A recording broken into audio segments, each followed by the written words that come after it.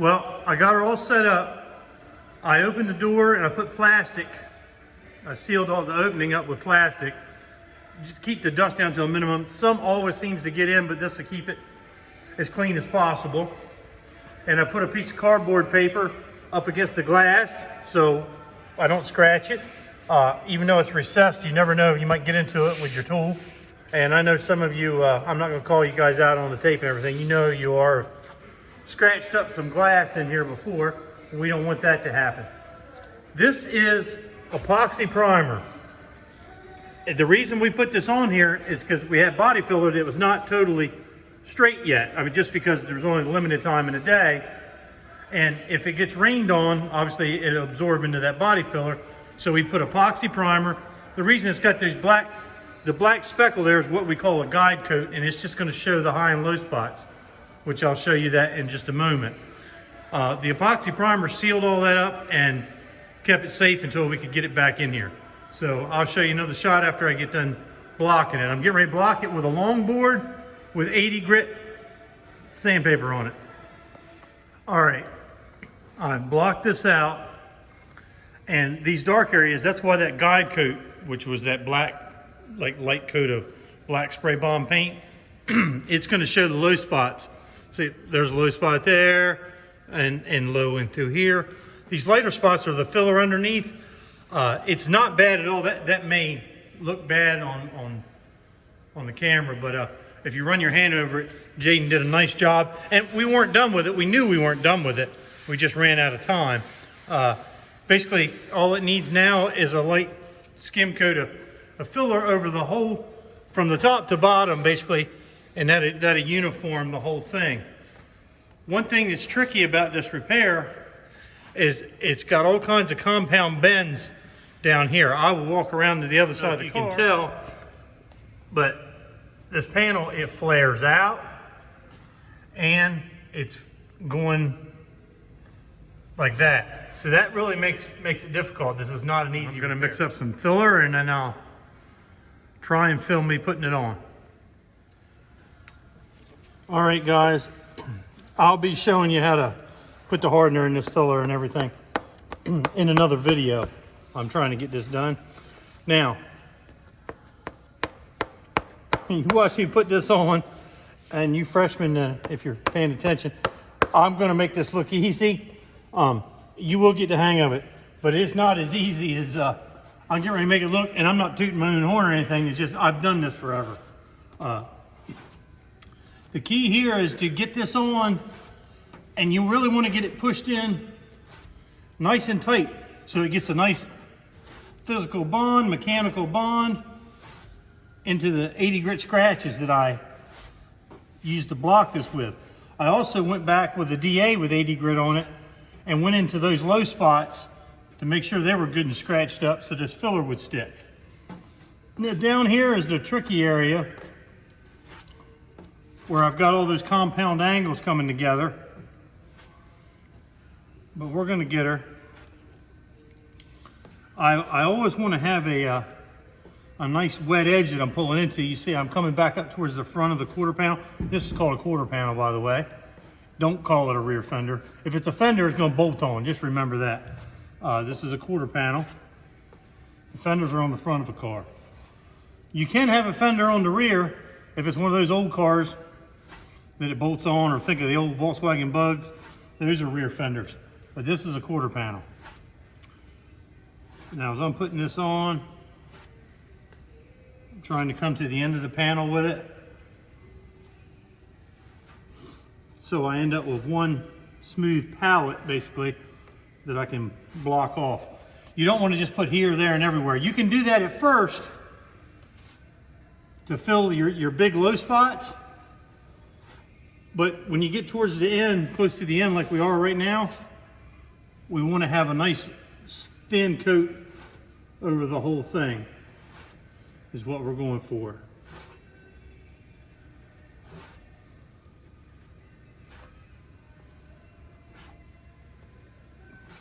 And you can kind of tell just by how smooth this is going on there that this panel's in really good shape. All right, I'll come back when that sets up and we'll start to block it out. That little spot right there is a little bit of contamination that got in the body filler from somebody putting like a mixing stick that was dirty in there. We'll get her.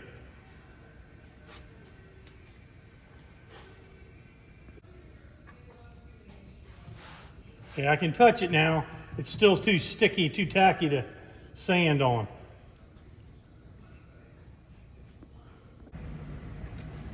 Okay, it's been about 10 minutes.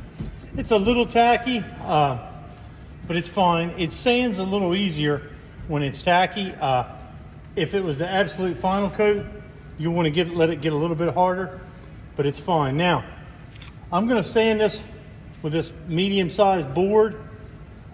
The reason why I'm not using a regular short 6-inch block is because you remember all those different low spots? It may kind of ride into one of those. If the board will cover the span of the low spot, then it'll keep you from undercutting. Undercutting is when you cut more out than what you need to. So I'm going to start blocking this. There's no need for me to really film a whole lot of it. It's kind of like watching paint dry. So I'll come back to you when I get towards the end.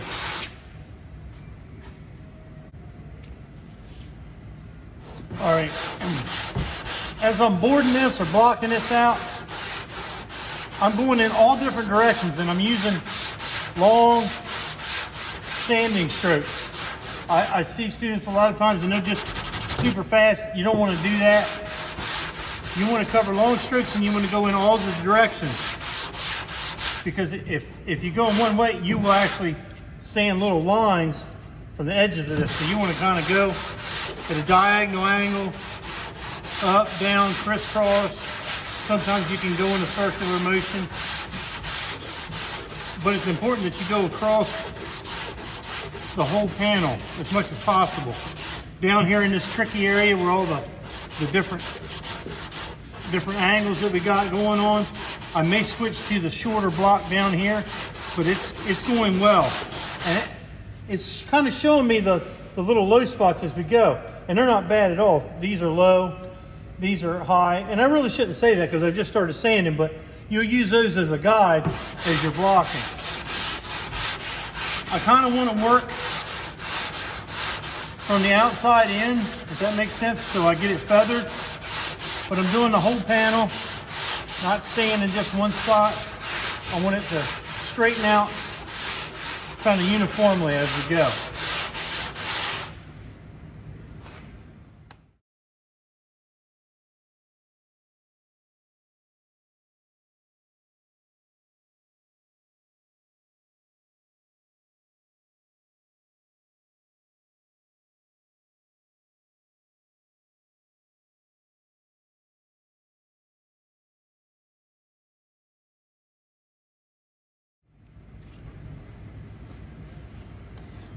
Okay, I've got, most of this is really straight. Little teeny low spot there, you can see that line in it, a little bit down here. They're gonna continue and block out. Now, I said earlier that I'm trying to work from the outside in, and I have. Right here, basically my problem I got is this is straight, but this isn't feathered. So I'm concentrating right now on blocking this, coming into this to get rid of that, to make it feathered. This is perfectly feathered. Remember I told you a feathered edge is like if you were to grab a feather, pull your fingers off of it, you can't tell where it stops. That's what we got there, and I've got to feather that. And some people are tempted to stand the block up on its edge. You don't ever want to do that. It ends up looking like a washboard after you get paint on there. So you just got to take your time. You can't bear down and just let the material or the paint, excuse me, the sandpaper do its job. Another thing that makes this tricky is this quarter panel is not that strong. There's nothing wrong with the car, it's just the way it is. So if you push too hard, you'll actually push in and you won't be straightening anything. If that makes sense, you're making your own level when you push on it too hard. So you kind of got to let the block guide over it.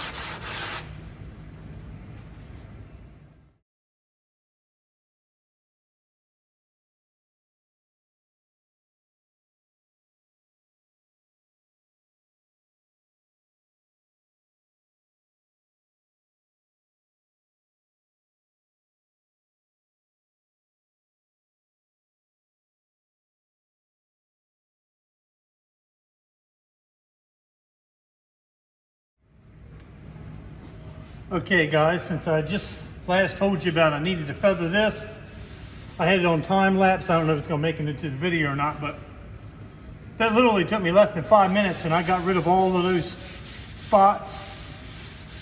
You may have noticed, I don't know how much you can tell by the time lapse, I did pick up a 6-inch block because this area here is doing all kinds of crazy messes the way the panel's made.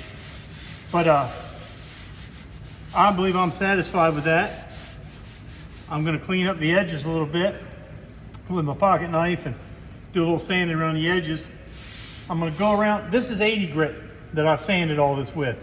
You don't want to prime over 80 grit scratches. So I'm going to go over this. I'm going to block everything with 180, and then I'm going to go around it with the DA with 320, and then hopefully I can get a primer on it today. We'll see. I've gone over everything with 180. Now I've got 320 on the DA. Remember, DA stands for dual action.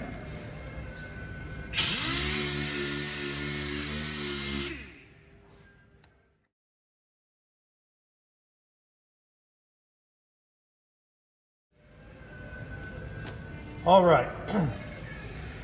This thing is pretty much ready to tape up and get ready for primer, or it is ready for primer. I just got to mask it off so we don't get overspray on the rest of the car. I don't know how long it seemed like it took on the video, but it probably took me, it's probably only worked on this about an hour and got it to this point. Now that was mainly because Jaden had it in such good shape before. It just needed this one coat on it. It feels great. It's gonna be fine. I'll come back to you when I got it all taped up. I didn't really intend this to be like necessarily an educational video, but the car had to be done and there's some stuff that you can learn from it. A little filler video, if you will. That's what Dad joke. Get it, filler? Like fun, just body filler? Okay, whatever.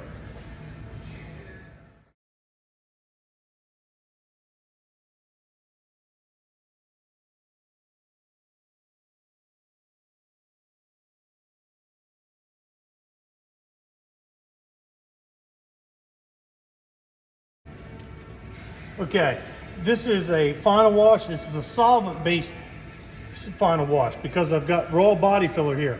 Ordinarily, I would use a waterborne product or water-based stuff, but I don't want it to soak into the body filler. Now, this is going to go into the body filler as well, but where it's solvent, it will evaporate. By the time I get the primer mixed up, it will all be evaporated out of there. And I'm not soaking this thing.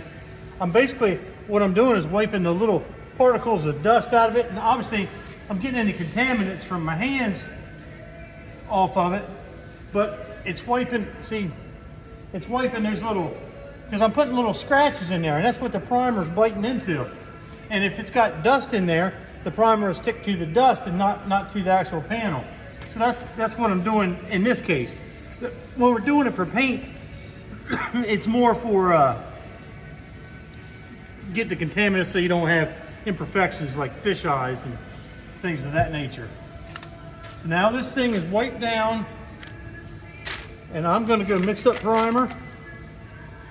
I would, if the students were in here, if you guys were in here, I'd put this in the booth or the perf station to prime it, but I'm the only one in here, and as long as I don't mix more than 3 ounces of primer, it's totally acceptable to do it in here. But like I said, if the students were in here, I wouldn't do it. But I'm going to go mix up just a couple ounces of primer and come back. You can see it evaporating as I'm standing here. You can see it turning a lighter color there. Matter of fact, I can speed it up if I blow a little air on it. I don't know if you can see that or not, but as it's evaporating, it's changing color. By the time I get back, it'll all be out of there and it won't cause any problems, because you don't want to trap solvents underneath of your primer or paint for that matter. Okay, this is the primer gun. It's exactly like those other guns that I showed you in the, if you guys watched the paint gun setup video. I told you the paint gun that I showed you had a 1.3 tip. Well, this is the primer gun. Primer's a whole lot thicker. This one's got a 1.8. It's quite a bit bigger. Primer guns typically don't spray that great just because what you're spraying out of them is so thick. So I'm going to put a coat on here. I'm hoping none of this stuff has a reaction. I hope this primer doesn't have a reaction. If you can tell, this car's been painted several times. So I'm gonna try and go light. We'll see how it goes.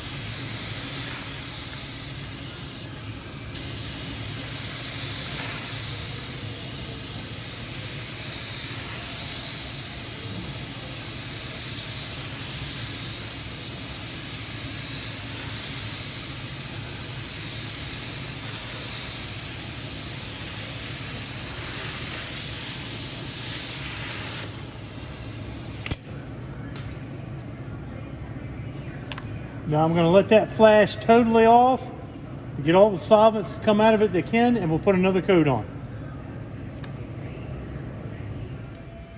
Okay, it's been about 5 minutes. You see how now the primer's kind of flat. It's lost almost all of its shine. That's where I checked the paint gun. So, I mean, it's dry enough. I can touch it. The key here is you want as much of that solvent to get out. You don't want to trap it for the next layer. But the catch is this primer gets hard pretty fast. It gets a hardener in it, so it can get hard in the paint gun, and then you got a problem. So we're gonna put another coat on.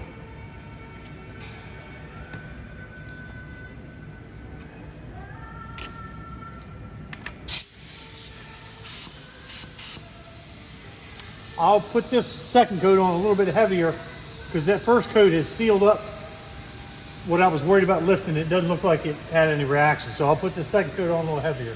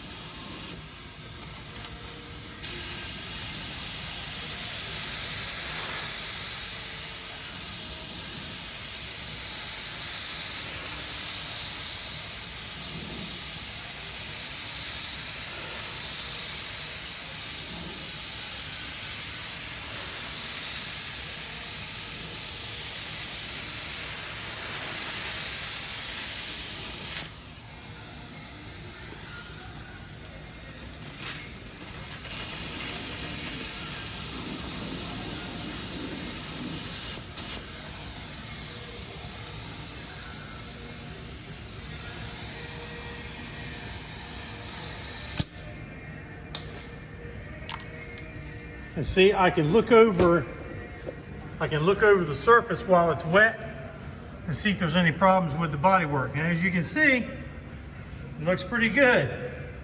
Even down there where it's all kind of funky and different kinds of concave spots. It looks nice. Well, I'll come back in here tomorrow and block this thing down. I'll try and maybe post this video this evening. We'll see. Take care, guys.